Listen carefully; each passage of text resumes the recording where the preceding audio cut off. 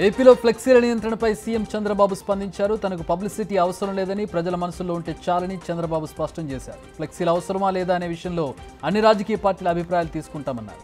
ఖచ్చితంగా ఫ్లెక్సీలు లేని రాష్ట్రంగా ఆంధ్రప్రదేశ్ను తీర్చిదిద్దుతామన్నారు సీఎం చంద్రబాబు.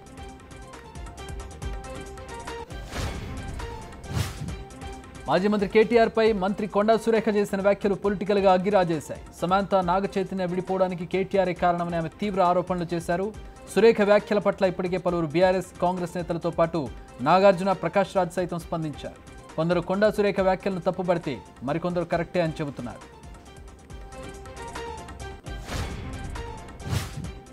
మంత్రి కొండా సురేఖపై అసభ్యకర పోస్టులు పెట్టించి కేటీఆర్ తప్పు చేశారని కాంగ్రెస్ సీనియర్ నేత జగ్గారెడ్డి అన్నారు.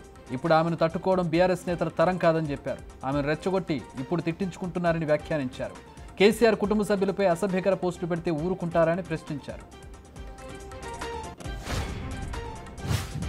మంత్రి కొండా సురేఖ వ్యాఖ్యలను ఎమ్మెల్యే సబితా ఇంద్రారెడ్డి ఖండించారు. మర్యాద అనేది ఇచ్చిపుచ్చుకోవడంలో ఉంటుందంటూ రాజకీయాల్లో వ్యక్తిగత ఆరోపణలు చేయకూడదని ట్వీట్ చేశారు. కొండా సురేఖ వ్యాఖ్యలతో కేటీఆర్ కుటుంబ సభ్యులు బాధపడరా అని ఆమె ప్రశ్నించారు.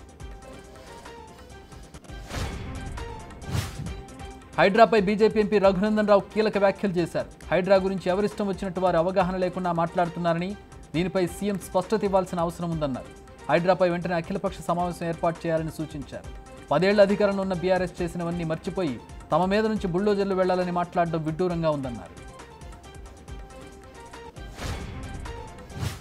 మంత్రులు కొండా సురేఖ, సీతక్కపై అసభ్యకర పోస్టులు చేశారంటూ కేటీఆర్, హరీష్ రావుపై వర్ధన్నపేట ఎమ్మెల్యే నాగరాజు కంప్లైంట్ చేశారు. హన్మకొండ జిల్లాలోని మణికొండ పిఎస్లో ఆయన ఫిర్యాదు చేశారు. సోషల్ మీడియా పోస్టుల కోసం కొంతమందిని రిక్రూట్ చేసుకుని ప్రజాప్రతినిధులను ట్రోల్ చేస్తున్నారని కంప్లైంట్లో రాసుకొచ్చారు. ఈ నెల 10న ఏపీ కేబినెట్ సమావేశం కానుంది. పలు కీలక అంశాలపై నిర్ణయం తీసుకునే అవకాశం ఉంది. ఉచితంగా 3 సిలిండర్ల పంపిణీతో పాటు పలు కీలక అంశాలపై చర్చించే అవకాశం ఉంది.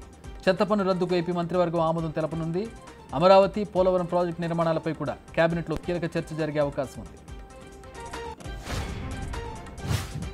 విజయవాడలో దసరా నవరాత్రి ఉత్సవ ఏర్పాట్లపై పోలీసులు సమావేశం అయ్యారు. దసరా బందోబస్తుకు 3500 మంది పోలీసులు కేటాయించామన్నారు సిపి రాజశేఖర్ బాబు. నవరాత్రి ఉత్సవాలకు విధులు నిర్వహించే సిబ్బందికి సూచనలు చేసి మార్గనిర్దేశం చేశారు సిపి. కేటాయించిన డ్యూటీ పాయింట్లలో విధులను సమర్థంగా నిర్వహించాలని సూచించారు.